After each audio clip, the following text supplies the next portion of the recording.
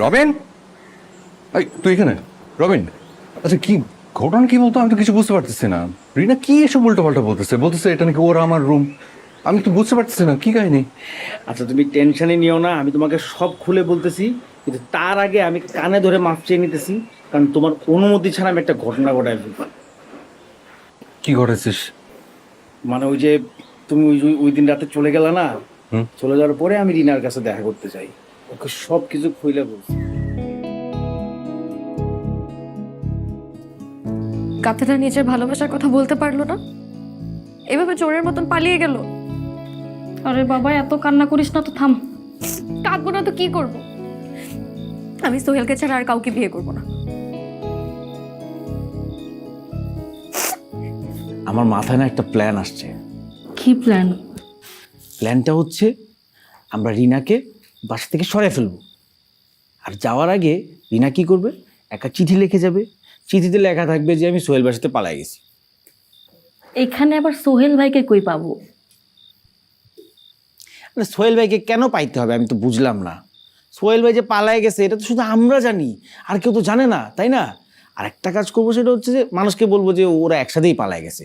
আর সবচেয়ে মজার বিষয় হচ্ছে সোহেল ভাই যে পালাইছে, সোহেল ভাই তার মোবাইলটা আমার কাছে রেখে গেছে।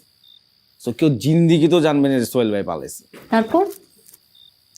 তারপর আগামীকাল তুমি হচ্ছে ওদের বাসায় চলে যাবা, বাসায় গিয়ে সুন্দর মতন বলবা যে আমরা মাত্র বিয়ে করে আসছি, আর সোহেল ভাই তোমাকে ওখানে রেখে পালাই গেছে। চাচিকে তো আমি চিনি ভালো মতন, সে তোমাকে সুন্দর মতন গ্রহণ করে নিবে বউ হিসাবে, তুমি এখানে বউয়ের মতন থাকতে থাকবা, আর সোহেল ভাইয়ের অপেক্ষা করবা। প্ল্যানটা কেমন? পার্টি। তোমাকে তো আমি সোহেল ভাইয়ের মতন বলদ মনে করতাম, কিন্তু তুমি তো সোহেল ভাইয়ের থেকে অনেক স্মার্ট।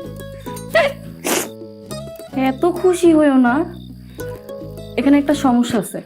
কি সমস্যা আবার? ও যে যাবে, ওকে নিয়ে যাবে কে? আরে তুমি এত টেনশন নিও না তো, আমি ওকে সুন্দর মতন ঢাকার বাসে উঠাই দিব, ও হলে চলে যাবে। ঠিক আছে? ও নাইস। ভাইজান, আপনার ছেলেটা একটা ফালতু, এটা আমি জানতাম, কিন্তু এত বড় চরিত্রহীন এটা আমি জানতাম না। সোহেল কি করেছে বলবে তো? কি করছে? এই যে দেখেন কি করছে। এই বিনা, তার খালু রেডিনা চিঠিটা পড়ে শোনা। প্রিয় মা, রাগ করো না, আমি সোহেল ভাইয়ের সাথে চলে গেলাম। আমরা একে অপরকে সেই ছোটবেলা থেকে ভালোবাসি, কিন্তু ভয়ে কাউকে বলতে পারিনি। সোহেল ভাইকে ছাড়া অন্য কাউকে বিয়ে করা আমার পক্ষে সম্ভব না। আমি জানি আমি তোমাদেরকে সবার কাছে ছোট করলাম, সেজন্য দুঃখিত। আমার আর সোহেল ভাইয়ের জন্য দোয়া করো। ইতি রিনা। বুবু, তোমার ছেলেটা কিভাবে করতে পারলো? আমার মেয়েটাকে এনে দাও এবার এক্ষুনি। এই রহিলের বাচ্চা, তুই ভালো ভালো বল ওরা কোথায় গেছে। আমি জানি না। তুই জানিস না? তুই তো সারাক্ষণ ওর সাথে থাকিস, আর তুই জানিস না? থাম, আমি তোর বাবাকে কল দিচ্ছি, তোর বাবা এলে আমি তোর মজা বোঝাচ্ছি। থাম। চাচা, আমি আসলেই জানি না। আমি যদি জানতাম তাহলে তো আমি সোহেল ভাইয়ের সাথেই যেতাম। ও হ্যাঁ, তাও তো ঠিক। হ্যাঁ, আপনারা বসে বসে এগুলি পেঁচাল পাড়তে থাকেন, আমি থানা যাইতেছি, সবার নামে মামলা করে দিব। একটু বসেন বসেন, ঠান্ডা হন। শোনেন, এই সমস্ত করলে তো আমাদের পরিবারের বদনাম হবে, সম্মান নষ্ট হবে। তার থেকে বরং আমরা সবাই মিলে ওদেরকে খুঁজি, দেখি খুঁজে পাই কিনা, তাই না? বসো বসো। কিন্তু খুঁজবেন কি করে? তারা দুজনই তো ফোন রেখে চলে গেছে। হ্যাঁ,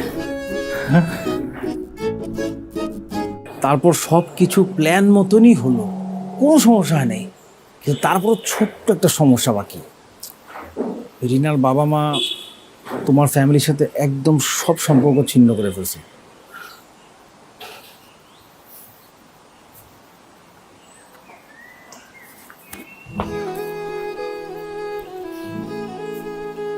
তুই কবে এত বড় হলি বলতো? আমি তো ভাবছিলাম যে তুই আমার মতো একটা দায়িত্বহীন ছেলে। তোমাদের দুই ভাইয়ের ভালোবাসা শেষ হলে হাত মুখ ধুয়ে খেতে আসো। এদিকে আয়। তুই এত নাটক করার শিখলি কার কাছে বলতো? তোমাকে পাওয়ার জন্য আমি সব করতে পারি। আচ্ছা তোমরা কথা বলো। হ্যাঁ আমি একটু খেয়ে আছি, অনেক খিদা পেয়েছে বুঝছো। তোর এই জিনিসটা এখনো চেঞ্জ হলো না। জানোই তো।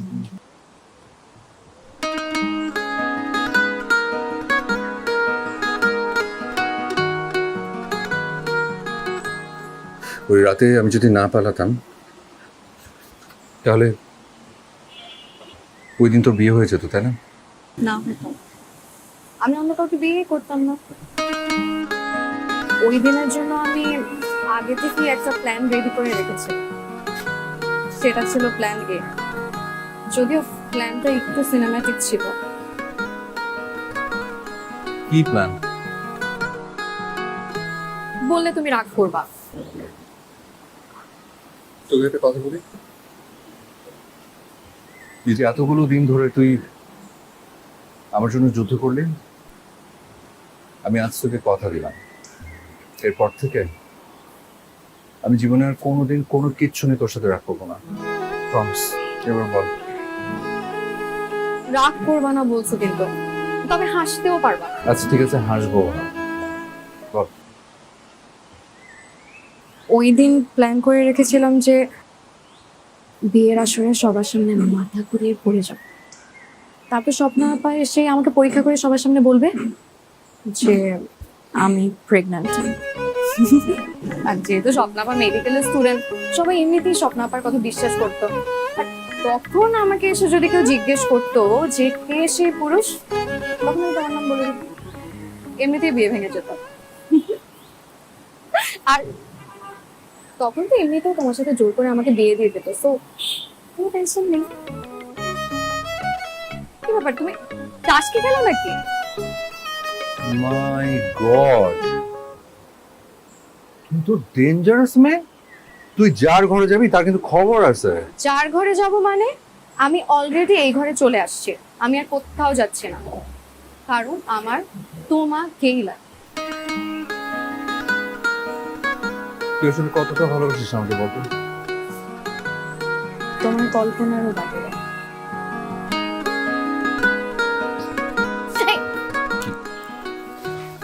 বিয়ের আগে এসব একদম না। সবাই জানে যে আমাদের বিয়ে হয়ে গেছে, কিন্তু আমরা তো জানি আমাদের বিয়ে হয়নি। তাড়াতাড়ি এখন খাবারটা খেয়ে ফ্রেশ হয়ে রেডি হও, আমরা দুজনে মিলে একসাথে কাজী অফিসে যাব। সত্যি সত্যি বিয়ে করে তারপরই বাসায় ফের। আর প্লিজ তুমি গাধার মতন মা বাবার কাছে বলে দিও না যে আমাদের আগে থেকে বিয়ে হয়নি। শুধু শুধু কষ্ট পাবে, ভাববে যে আমরা মিথ্যা কথা বলছি।